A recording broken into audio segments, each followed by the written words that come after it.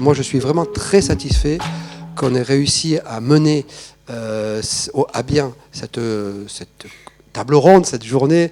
Ça fait des années qu'on y pense, donc je veux remercier tout à l'heure tous les intervenants, mais vraiment, je crois que c'est important que ça soit mis en place à l'ESP de Paris. Il n'y a pas encore à cette heure-ci un monde fou, mais d'autres collègues vont arriver. En plus, c'est filmé, donc je crois que c'est très important de l'initier.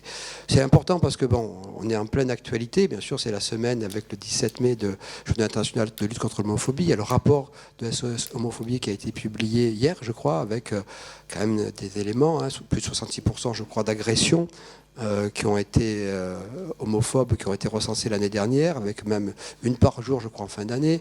Donc vraiment, on est dans l'actualité. Je ne vais pas vous faire tout l'historique parce qu'on part de loin. Je ne vais pas vous faire de 1750 et la dernière condamnation à mort, je crois. Je pense le contrôle de spécialistes d'homosexuels qui ont été brûlés, je crois. C'était la pratique.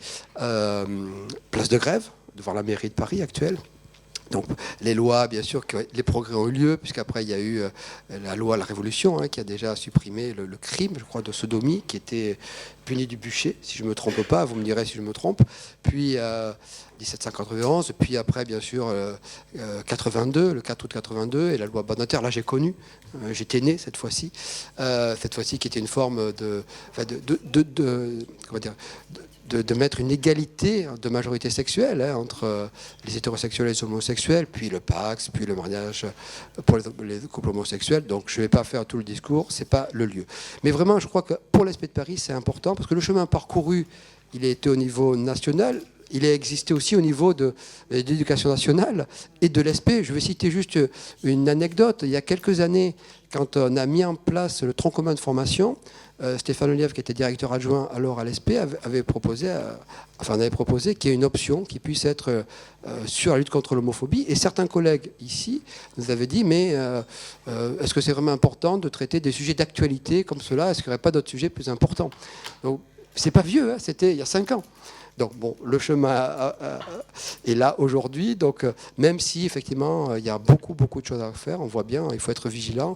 Donc le meilleur moyen, je crois, c'est notre rôle, c'est l'éducation. On est là pour ça. Et donc, je remercie donc vraiment Nassira Djerassi, donc qui est notre référente égalité, qui a mis en place cette journée. Frédéric Bouvier, directeur adjoint premier degré, qui a aussi grandement contribué. Bien évidemment, je ne connais pas tout le monde, mais tous les intervenants ici, donc je ne vais pas faire d'erreurs d'écorcher de nom, donc vous allez vous présenter, mais merci vraiment d'avoir pris du temps, parce que je sais ce que c'est que de prendre du temps, de venir exposer, donc un très grand merci. À Robin Bosdevec, que je connais mieux depuis quelques années, qui est inspecteur général, et qui va dire quelques mots préliminaires pour représenter l'institution. C'est important aussi, je crois, et je te remercie d'être là, que l'institution soit représentée, l'éducation nationale. Je ne vais pas dire que tu es le ministre, mais tu représentes quand même l'éducation. Ça me semblait important aussi qu'à côté des collègues de l'université, des associations, il y ait cette voix forte qui soit portée aussi par notre institution. Voilà, j'ai dit que j'étais court, je suis toujours trop long.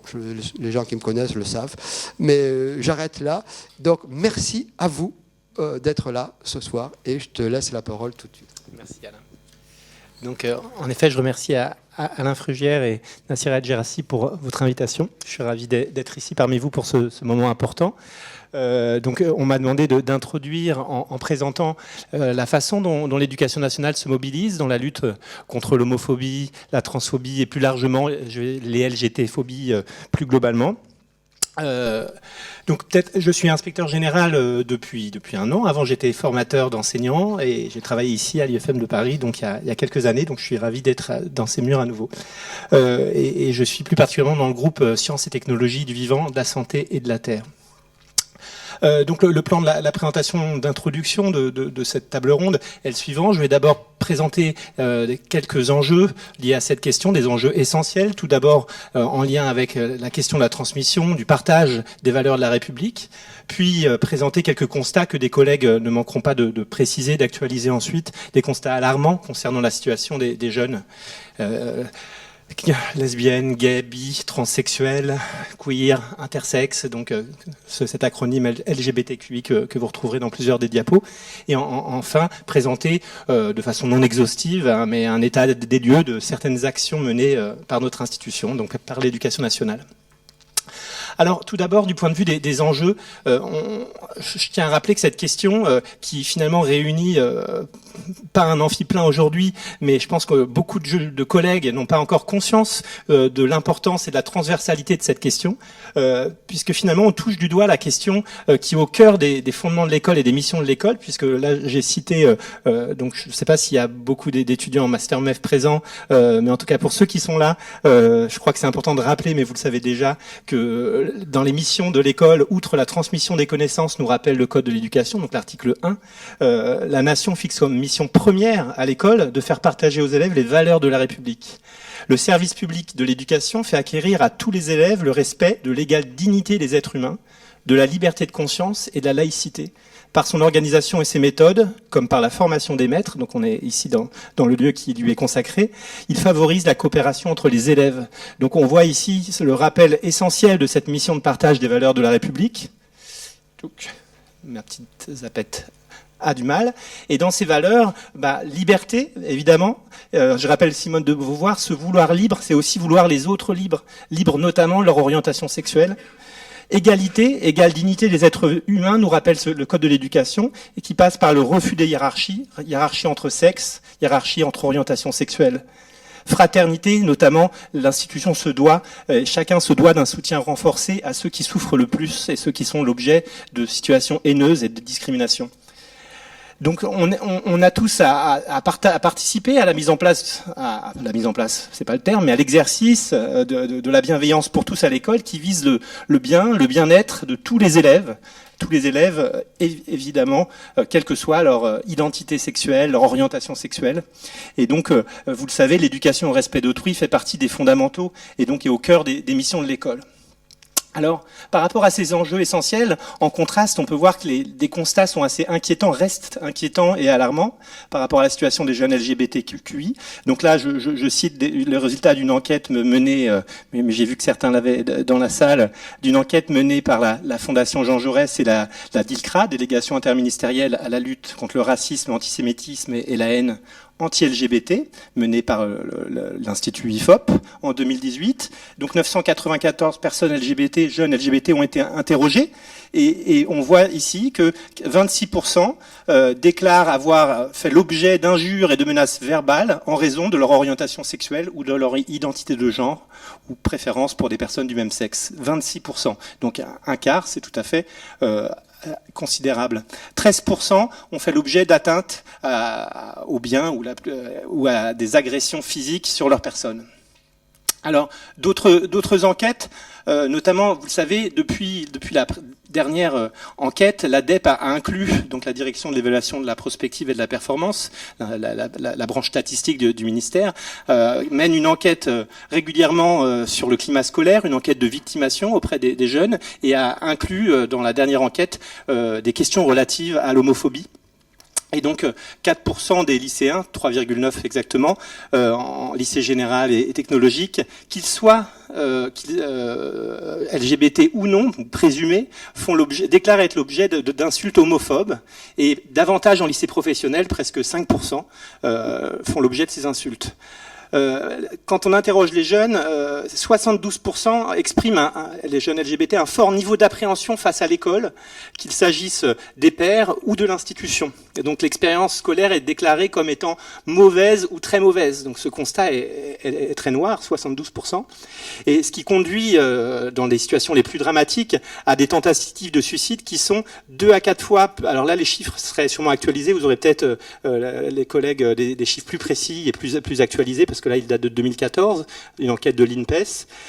Tentative de suicide 2 à 4 fois supérieure chez les filles et 5 à 10 fois supérieure chez les garçons. Donc, on voit vraiment à quel point ça peut conduire à des situations dramatiques.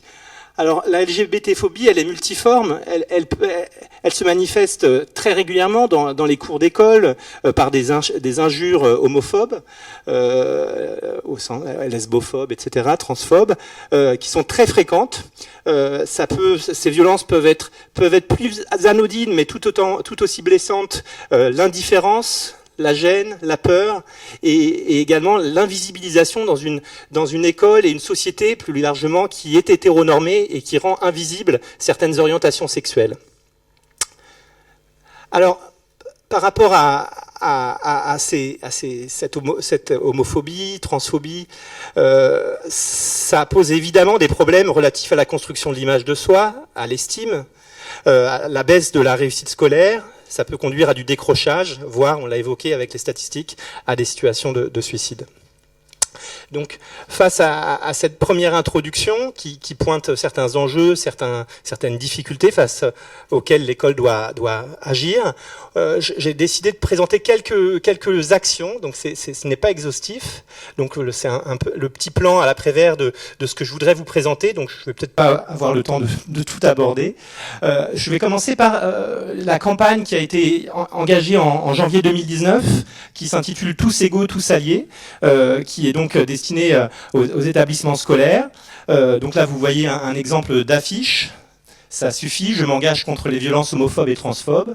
Dans mon collège, tous égaux, tous alliés. Des tracts qui invitent les élèves à faire attention à leurs propos, à refuser les blagues homophobes, à bannir toute insulte homophobe, à défendre des élèves, à réfléchir aux conséquences de leurs actes, etc. Donc vous voyez une campagne qui, par des affiches, des flyers et également un site internet et une ligne d'écoute à distance, et un volet digital qui va être mis en place le 17 mai par le ministère avec des témoignages de 4 jeunes LGBTQI qui font état de leur parcours, de leur expérience scolaire. Donc, le volet digital qui va être mis en place cette semaine.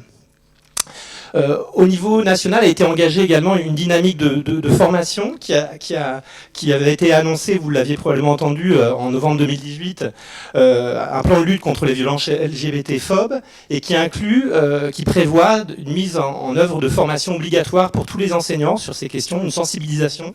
Ça a donné lieu, il y a peu de temps, en fin mars, à la mise en place d'une session du plan national de formation concernant la lutte contre le sexisme et les LGBT-phobies. Alors ces PNF concernent le public visé, c'est les personnels d'encadrement et également les formateurs.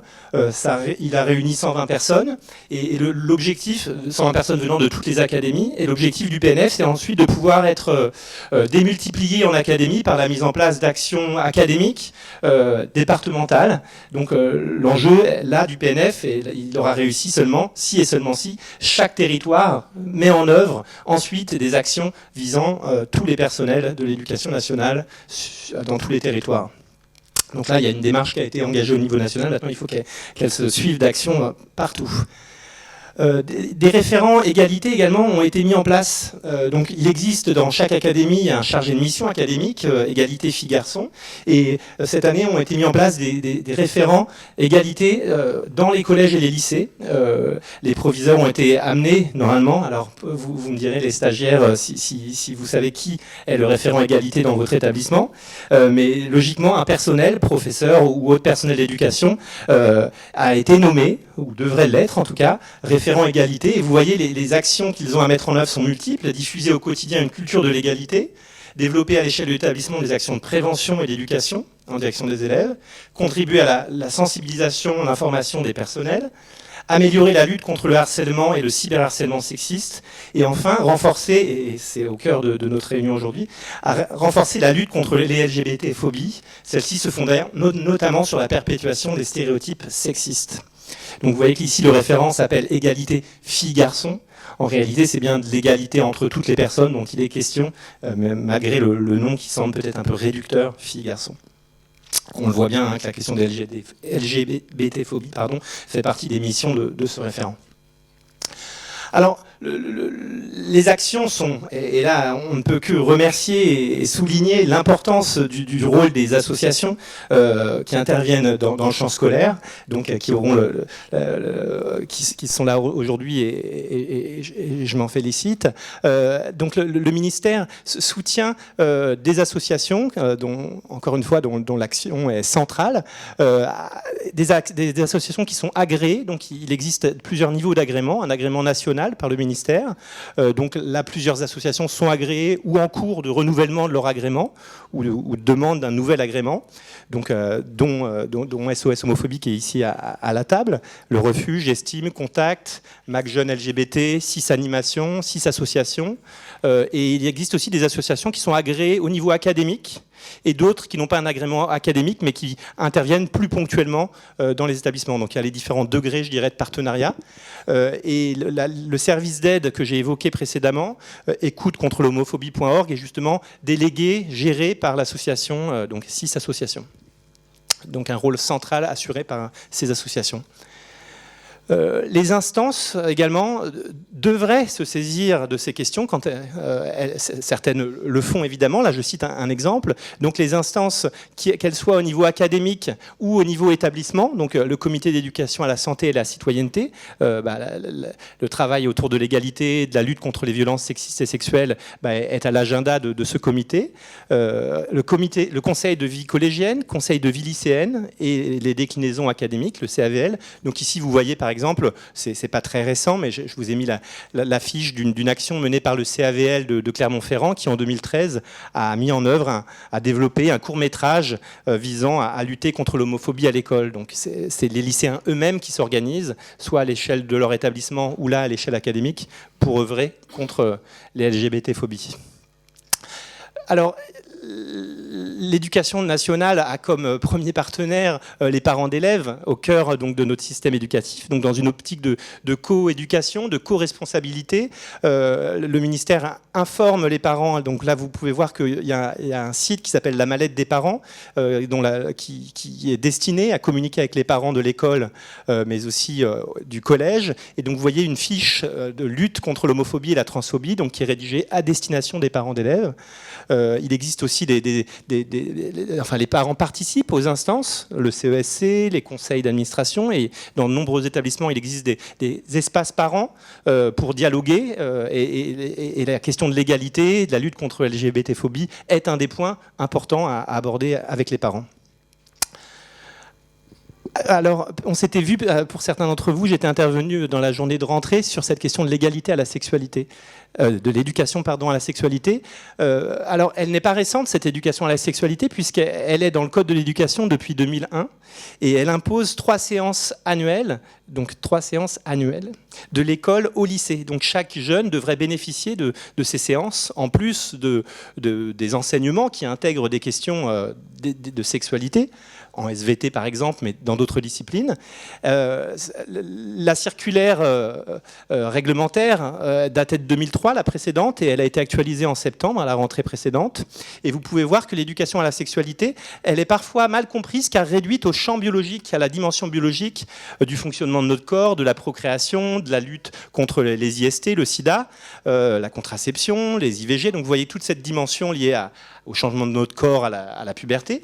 Mais 2 autres champs sont essentiels, notamment le champ psycho-émotionnel, qui était appelé psycho-affectif dans la précédente circulaire, les questions d'estime de soi, de confiance en soi, de la relation aux autres, donc tout le travail sur les compétences psychosociales, les émotions, les sentiments, la question de l'orientation sexuelle, de l'identité sexuée, et les compétences que je viens de citer.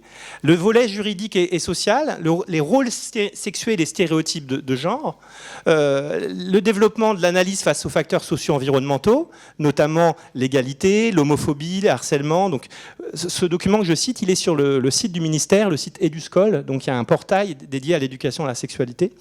L'éducation aux médias, liberté face aux choix personnels, notion de consentement, bref. Vous voyez que la question des normes, des préventions des violences sexistes, l'agenda de l'éducation à la sexualité, il est ambitieux puisque l'approche qui est promue, c'est une approche globale et positive et non pas une approche qui entre par les risques.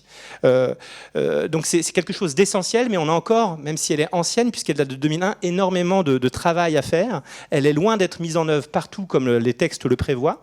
Alors il y a une enquête qui date d'il y a 3 ans, qui avait été mise en place par le Haut Conseil à l'égalité, donc Gaël pourra en parler puisqu'il en est membre, une enquête qui montrait que 25% des écoles répondantes à cette enquête déclaraient ne pas mettre en place de séances d'éducation à la sexualité. Donc un quart des écoles ne mettaient aucune séance en place, d'après cette enquête. Lorsque des établissements mettent en œuvre ces séances, elles ne concernent que quelques niveaux, et non l'ensemble des années de l'école au lycée. Et enfin, les thématiques abordées, vous avez vu que je vous ai présenté ce qui est censé être abordé, ce qui est important et ambitieux, eh bien, la dimension la plus abordée est la dimension biologique, contraception, IVG, IST, etc. Donc une dimension essentielle, mais les questions de violence, les questions d'orientation sexuelle ne sont que très peu abordées malheureusement, alors qu'elles devraient l'être d'après ce que je vous ai présenté précédemment. Donc on a encore du travail à faire pour que cette éducation soit mise en œuvre partout. Alors, outre l'éducation à la sexualité, les contenus scolaires eux-mêmes abordent, dans certaines disciplines, la question de la lutte contre l'homophobie, la transphobie. Alors, c'est le cas en enseignement moral et civique, en EMC. Donc, en cycle 2, dans le thème « Le respect des autres dans leur diversité », eh bien, il est question de lutte contre le racisme, l'antisémitisme, le sexisme, la xénophobie, l'homophobie. Promouvoir également le respect de tous, personnes en situation de handicap, lutter contre le harcèlement. En cycle 4, le sujet de la transphobie est également abordé en EMC, et en seconde, dans le thème lutte contre les discriminations, la lutte contre l'homophobie et la transphobie sont également cités parmi les exemples possibles. En première, les enseignants peuvent choisir parmi l'ensemble des exemples possibles de travailler ce thème dans la rubrique lien social et ses fragilités et recomposition du lien social. Enfin, en sciences de la vie et de la terre, donc la discipline qui me concerne de près, dans les anciens programmes de première, en lycée général, était abordée cette question, alors pas de l'homophobie en tant que telle, mais la question de la construction de l'identité sexuée d'un point de vue biologique.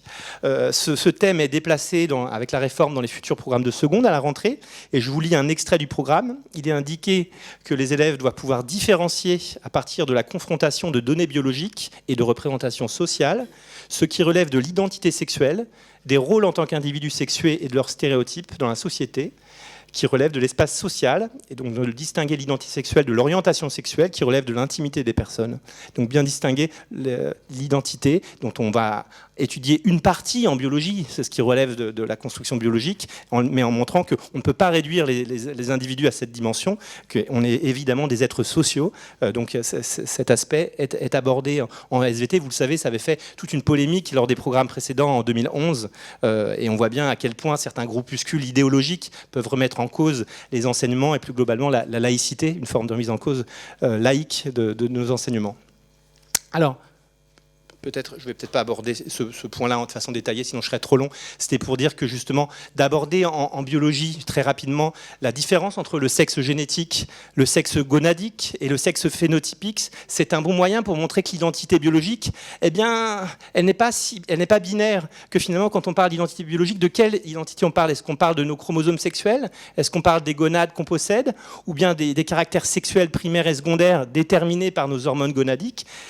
Dans beaucoup de cas, de façon la plus fréquente, ces trois sexes biologiques sont en relation stricte, mais dans certains cas, notamment par exemple des résistances aux androgènes, des personnes ont des testicules et produisent de la testostérone, mais testostérone qui n'est pas active biologiquement. Donc le phénotype, les caractères sexuels ne sont pas masculins mais féminins en raison d'une résistance aux androgènes, à la testostérone.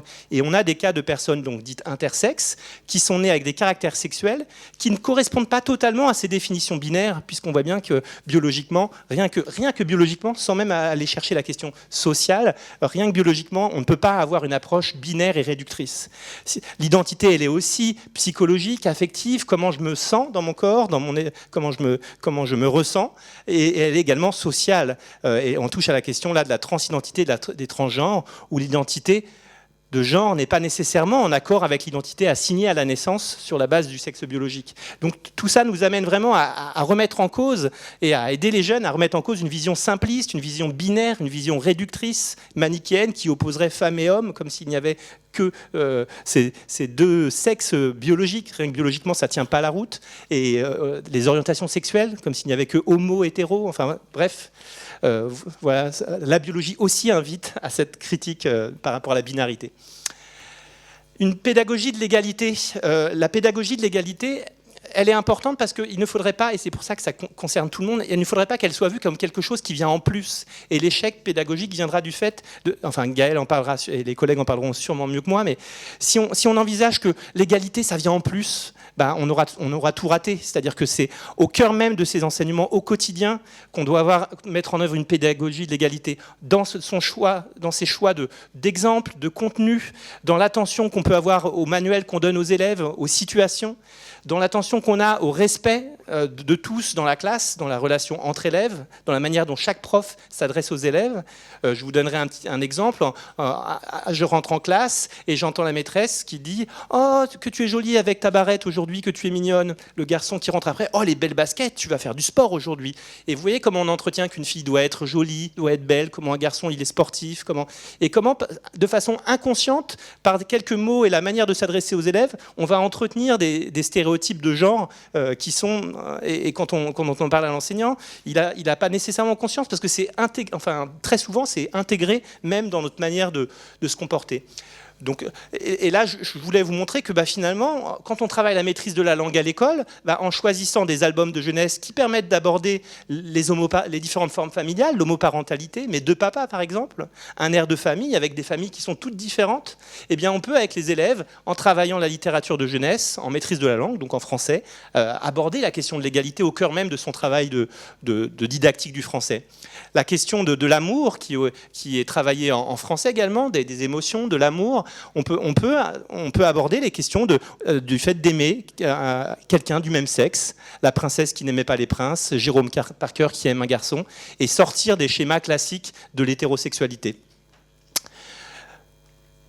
Alors, pour terminer, je dirais que les enseignants ont évidemment un rôle majeur dans cette question de l'égalité et de la lutte contre les discriminations et les haines contre les personnes LGBT, notamment par le cadre éthique qu'ils vont poser, par les règles de classe, par leur posture professionnelle au quotidien bienveillante, exigeante, ce qui paraît facile quand je le dis comme ça, mais c'est une attention de tous les instants.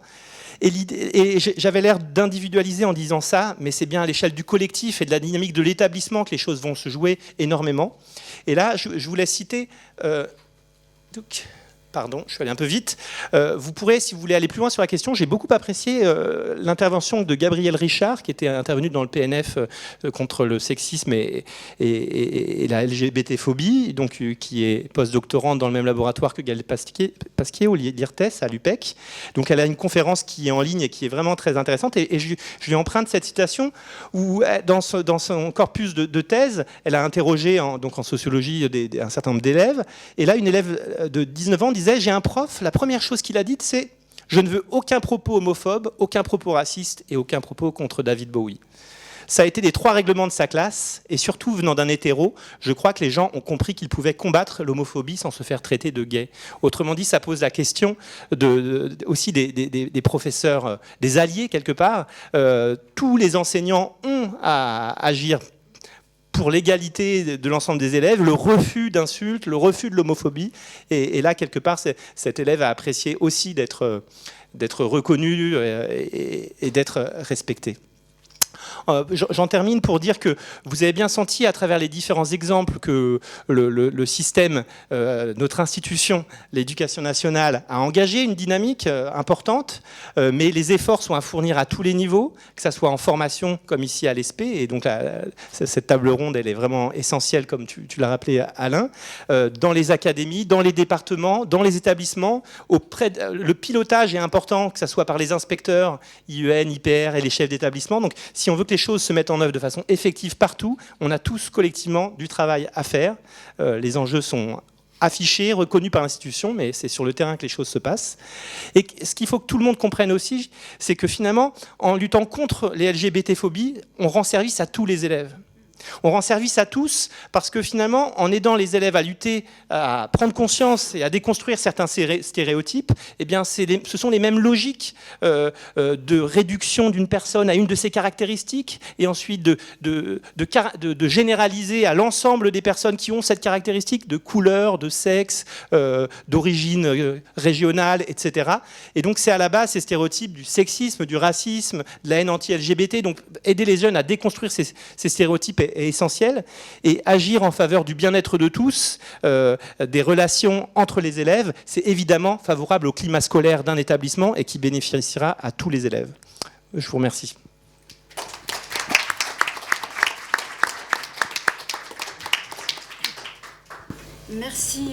Merci Robin pour cette présentation très stimulante qui est allée au-delà de nos attendus, donc je tenais à le dire. Donc ça pose déjà un certain nombre d'éléments qui vont maintenant être travaillés pendant cette table ronde. Alors on appelle ça une table ronde, mais bon, ça n'a pas rien d'une table ronde. On va fonctionner de manière très convenue, c'est ce que mon cher Georges Sidéris m'a dit. Mais l'objectif, vous l'avez bien compris, c'est d'initier justement une dynamique au sein de l'ESP de l'Académie de Paris, puisqu'on a une direction qui est très favorable justement à ce qu'on développe des formations qui portent sur ces questions. Moi, je suis arrivée l'année dernière et ça me tient aussi à cœur qu'on travaille sur ces questions de sexisme, hétérosexisme, hétéronormativité, transnormativité, cisnormativité, etc. Et donc là, on va maintenant passer à la table ronde à proprement parler.